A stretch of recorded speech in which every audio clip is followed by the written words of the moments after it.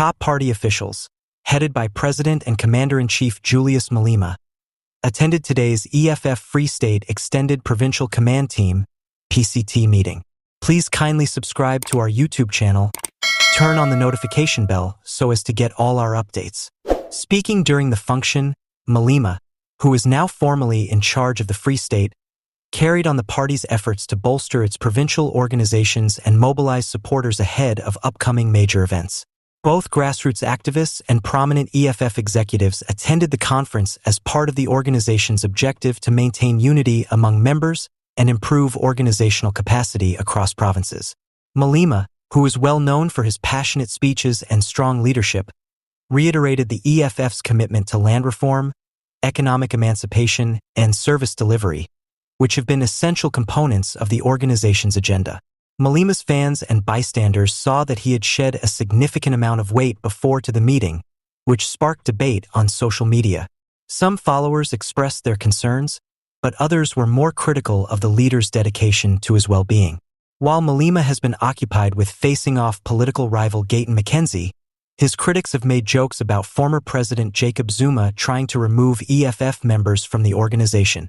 This jab stems from broader political tensions in South Africa as well as the current political rivalry between Mackenzie's Patriotic Alliance, PA, and Malema's EFF. Due to his connections with former EFF members and supporters, it has been conjectured that Zuma is changing his allegiance. He has continued to be politically involved by belonging to the Umkhonto weSizwe (MK) party. Despite all these extraneous forces, Malema remained laser-focused during the Free State Summit. Millions of South Africans have been moved by his core message, which is that party members must remain together and fight for the ideal of economic liberation over their lifetimes. Once more, the economic freedom fighters will write to the National Council of Provinces and National Assembly Chairperson Zandile Majosi to demand answers at the next parliamentary session, as a startling 133 parliamentary questions remain unanswered by MPs. The EFF is the source of 33 of the queries. It said on Tuesday that all ministers who had neglected to respond to inquiries had to be identified, apologized to, and promised to provide any unanswered responses within 3 business days. It expressed alarm about the growing amount of parliamentary queries left unaddressed by the DA coalition government's ministers. When it comes to responding to inquiries in Parliament, these ministers consistently fall short, according to EFF Leon Matthews, a party spokesman, said that the goal of the questions to ministers was to monitor and hold the executive branch responsible. According to her, when ministers responded to these inquiries, it enabled members of Parliament to exercise accountability and inform the public about the job they were carrying out in Parliament. Members' constitutional duty to hold ministers responsible is undermined when they refuse to respond to queries from ministers, the speaker said. The EFF added that it has also discussed the matter with Speaker Thoko Didiza and Paul Mashatile, the head of government business.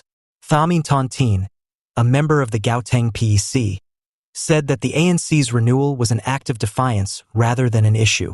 The party's renewal was brought up in 2017, according to Tontine, and it was also discussed in the most recent elective conference, but nothing significant came of it.